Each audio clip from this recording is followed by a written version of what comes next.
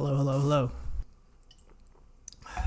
Hey everybody, welcome back to the channel. I'm doing another AMA video where I ask you to ask me whatever question you may want to ask, and I answer it for you right here, just like this. And so y'all asked me a ton of questions the past few days, and I think I've got about 21 lined up that I'm going to try to answer as quickly as I possibly can during this video. But I'm going to answer questions like how I handle my taxes every year, why I started a YouTube channel, what my least favorite things are to list, and all sorts of things like that. So let's go ahead and dig in. Okay, the first question.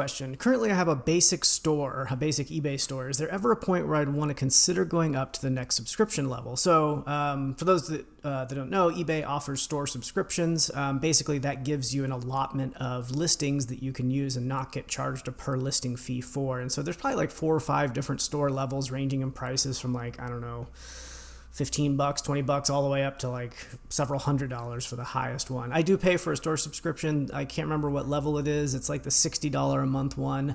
Truthfully, I don't get the value out of it though. I think I have like 10,000 listings included in it per month. Definitely not listing 10,000 things per month, but I do a lot of ending of my active listings and selling similar. So basically it's a way to kind of refresh your store and boost your sales is to every once in a while go in and end your listings and then sell similar. So you kind of end listings and then click sell similar, and I don't really change any other metadata about those listings. I just end them and sell similar. And so if you have a large store, that ending and selling similar can eat up a lot of listings. And so I have like 10,000 a month, and I have about 1,000 things in my store. So technically I could turn over my store multiple times per month if I really wanted to. I don't do that, but that's one of the biggest benefits of paying for a store and having a lot of extra listings that you can use is, you're probably not going to list 10,000 things per month, but you could do a lot of ending and relisting. On to the next one. What main tips would you give someone interested in reselling thrift store items? As a student, this could be extremely helpful with expenses. Yes, definitely can be extremely helpful. You can make some good money reselling at thrift stores. My main tip would be to sell what you know. And so when you're just starting out and you're going into a thrift store, there's just tons of stuff. And ideally you have some inherent knowledge about some category of items. For me, it was electronics. And so I just sort of knew things about gadgets, electronics, computers, and things like that. So I tended to gravitate towards that section of the thrift store. Maybe you know a lot about men's clothing or shoes or toys or board games or whatever. That's where I would try to start, is where you have sort of already have some knowledge of what is valuable. And then just get in good practice of looking stuff up. So use your phone with the eBay app on it to check active comps and sold comps on anything you find, and just, expand your knowledge of what's valuable. And so that's what I recommend, for thrift store shopping is start with what you know and then branch out by doing a lot of research. Okay, next. When listing, how do you use the average sale price that eBay often provides when you are listing your item? Sometimes I feel like it's spot on. Other times I feel like the number is low. Good question. So when you're listing on eBay, often they will have a little box when you're down in the pricing section that says, these items are selling for this amount. I never use that ever. Like, I don't think I've literally ever used it. I've looked at it, and usually when I look at it, I'm like, wow, that doesn't sound right. And so I think, eBay suffers from a metadata problem. They just have such a huge amount of products in their database, and active products and sold products. And you can notice this, like when you go check comps on something that you're looking to research or list. So if you go and search for an active comp for some particular camera or whatever, and you check active listings and you check sold listings, you'll often see a lot of other products that show up in the search results that are sort of related, but they're not the actual product. And so in the example of like a camera, you may be searching for the specific camera model, or the model number for that camera, and you see a bunch of the cameras in there, but also there's like a bunch of batteries for that camera. And so that skews the price, because a battery, it maybe cost $20 when the camera costs $800. And so I think eBay's like pricing algorithm suffers from that same problem, where they don't know how to accurately price an item because of the wide variety of matches in their search results for products that are very similar but not the exact same thing. So I found it's not helpful at all, and I just have to eyeball it. That's why I check active comps and sold comps and try to get my own sort of idea of what an average active and average sold price is when I'm listing and trying to determine a price for the item I'm trying to sell. Okay, number 4, do you sell on Amazon at all? Also, do you practice retail or online arbitrage? So I do not currently sell on Amazon. About 10 years ago, I did sell a lot on Amazon. I did a lot of FBA, fulfilled by Amazon, where you actually send your products to their warehouse and store them and they ship it for you. I did that like right when it started. Like the program was very new. And so I did that for probably a year, where I would buy products and send them to Amazon through FBA and have them sold through there. And that was before they were really like hardcore about gating different categories. And so it was pretty easy to sell kind of whatever you wanted through FBA. But over time, they have locked down where you can sell. And so you just like, if you want to sell video games, you can't unless you are ungated in that category. If you want to sell grocery items or clothing or whatever. And there's just all sorts of complicated rules about what you can sell and where. I just don't want to be in the habit of like asking myself like, oh, is this something that I am ungated for on Amazon? It's just like, I don't know. It's not my style. And so I don't sell on Amazon at all anymore. What did you also asked about online arbitrage or retail arbitrage? Occasionally, it's not a big part of my strategy. And so that just basically online or retail arbitrage means like when you're sourcing like at Walmart, or you're sourcing on Amazon to resell on eBay or things like that. And so, if I'm out at Walmart or wherever and I see something that is valuable and that's at a low price that I could resell elsewhere, I'll do it. Like just recently, I bought a bunch of like battery rechargers from Energizer from a local Ace Hardware. Wasn't planning on it. I was going to get something else, but they were marked down, and so I did a little bit of retail arbitrage there. So I take advantage of it when I see it, but it's not a part of my regular strategy. All right, what's next? Have you done a live show with a few other resellers? Not really. I've done a few interviews here and there, but it's not something that I regularly do. I'd be happy to do it. It sounds fun, but not something I've done very often. Okay, how long do you recommend waiting to send offers to watchers after an item has been posted? Do you wait a while to see if it sells at the listed price? That's a good question. So I don't have a real like ingrained strategy with how I handle offers.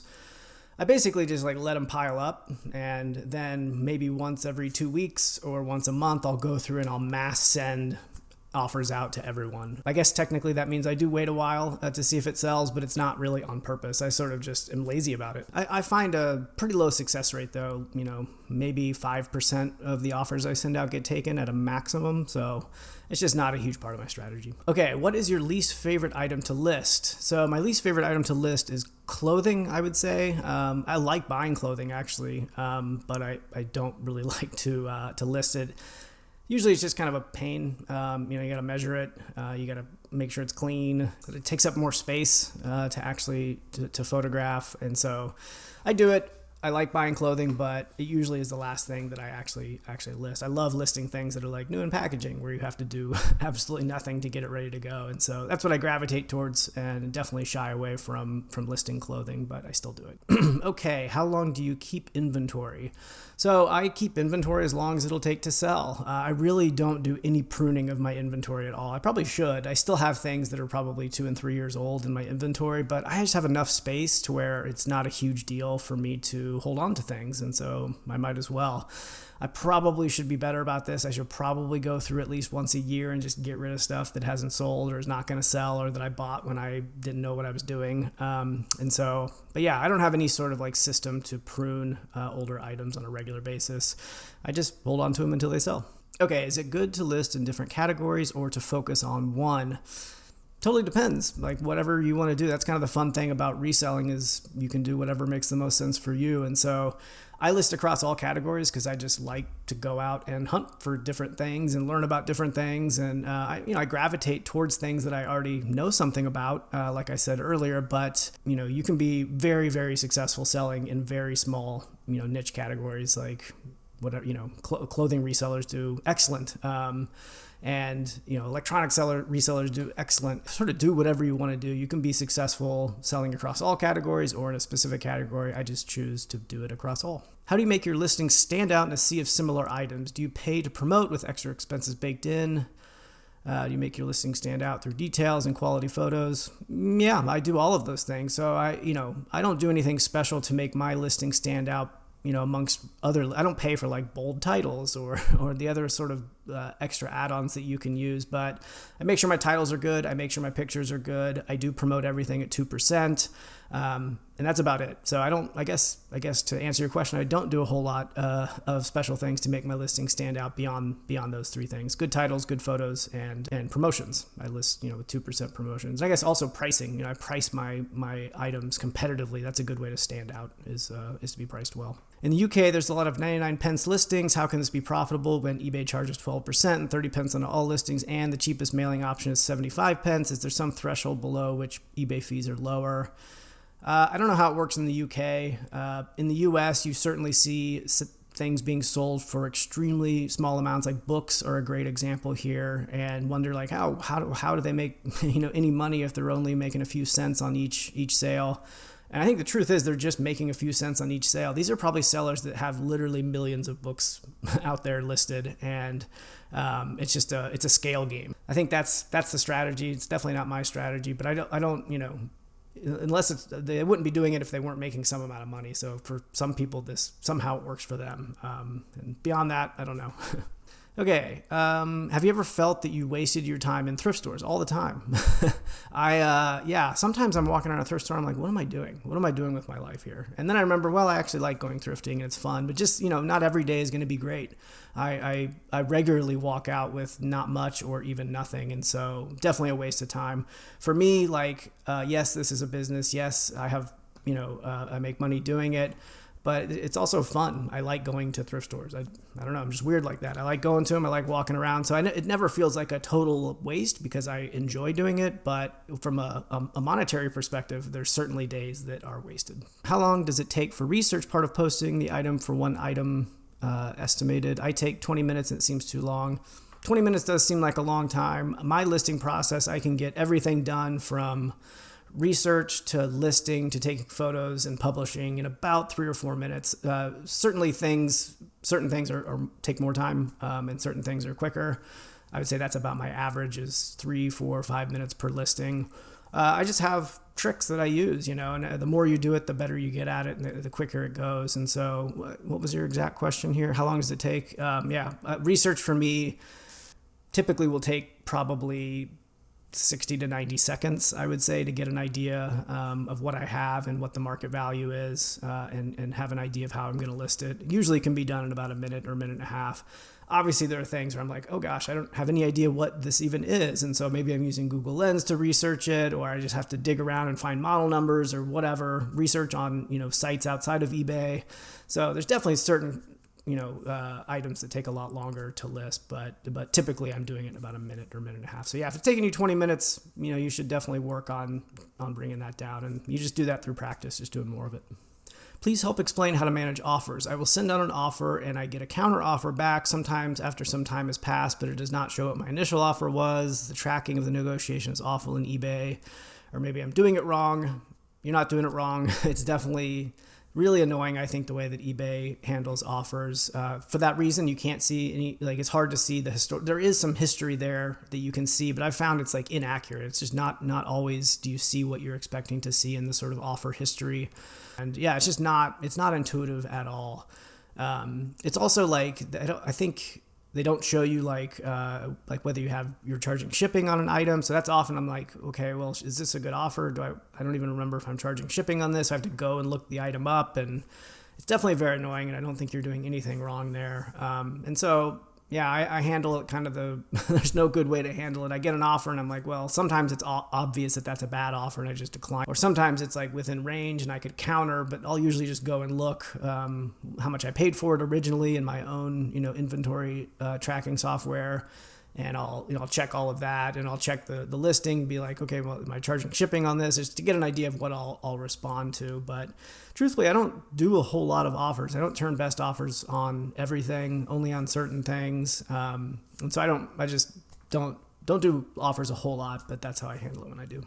How does a reseller exit the business when so much, especially sourcing and product knowledge, is in one's head? Is it feasible to build it into something you can cash out and retire? That's a really interesting question. A reseller exiting the business, one, you have to think about your inventory. how are you going to get rid of all that? You could do flash sales to just, get it all out. You could find other resellers who may be interested at buying your inventory at a small percentage of what the value is. I don't know. It's a good question. I think you'd have to like parlay your knowledge into something else, like sort of, I guess, like what I'm doing with YouTube. Like I'm taking my knowledge and I'm sharing it with others on YouTube. And, that's a different way to like transfer that knowledge and use it in a different way that isn't necessarily directly reselling. That's the only thing I could think of really, but it's a good question. I should probably think more about that. Why did you decide to do a YouTube channel on reselling? I mentioned this in a few videos. It's really, for me, it's about sort of giving back to the community that I learned so much from. And so I've been reselling on eBay for a super long time, but it wasn't until I started watching other resellers on YouTube that my business really took off. And that's because it expanded the knowledge of what I knew, of what was valuable. And so I just wanted to give back. Like I want to give back to that community. I also just like making videos. I've been making videos, for the last 20 years in a variety of projects and ways. I don't know. I enjoy doing it. And so I combine my love of reselling and thrifting and garage sales and eBay and all that stuff with another passion of mine, which is making videos. And here we are. So that's kind of why I got started. Did you take a class in public speaking? Yeah, I think so. In college, I took a public speaking class. I was not good at it. I didn't. I guess I passed it. I don't even remember. But, public speaking is not something I'm naturally good at. I'm guessing you're commenting on the fact that my videos come across as like well-spoken and polished, and it's not because I'm like great at public speaking. And in fact, like this video itself, you're probably seeing a slightly different side of me because I'm just like answering questions off the cuff. With my videos, like I put a lot of effort into those videos in terms of like thinking about what I'm going to say and structuring it and trying to tell a good story and delivering it. And, if you could see behind the scenes of how those videos are made, it's not easy. It's not quick. It's not fun. There's a lot of cuts. There's a lot of me like getting annoyed at myself for screwing things up or something else. You also remove your ability to I'm glad that it comes off well polished. It's not natural for me. It's just preparation. That's why it comes off looking good as I prepare a lot. So anyway, all right. So this is the last question. This is my first year reselling and I've never done taxes for my own business. Do you have any tips for me? So first of all, I'm not a tax expert and I definitely don't give tax advice. And so anything I say here, don't take it as advice. I'm happy to tell you what I do, but you should really like consult an expert. That's what I did. That's my first piece of advice is consult an expert. Getting an accountant is not that expensive, relatively speaking. I pay about $300 a year to do my own like family and personal taxes as well as my business taxes. And so it's such a load off of my mind to have an accountant I can just like give everything to and ask questions for and trust that they're going to set everything up in the best way and it's going to be accurate. To me, $250, $300 is a complete bargain for that. So that's my number one recommendation. Just find a local accountant that understands the type of business that you're doing and have them handle everything for you. But the most important thing really is you're going to get all of your data when it comes to, for tax purposes, from the marketplaces that you sell on. So eBay, if you sell enough, is going to, on your behalf, send the IRS the information on how much money you generated. And so your job mostly is to tell the IRS how much of that you generated was actually profit. And so the things that you need to track on your own is like how much you bought each item for, what your total costs were, all other like costs that are write-offs you need to like be tracking as well, whether that's mileage or shipping costs or equipment or boxes or anything that it takes to run your business you can effectively write off. I also write off like portions of my mortgage and my utilities because I work out of the house and my basement is where I store all my inventory.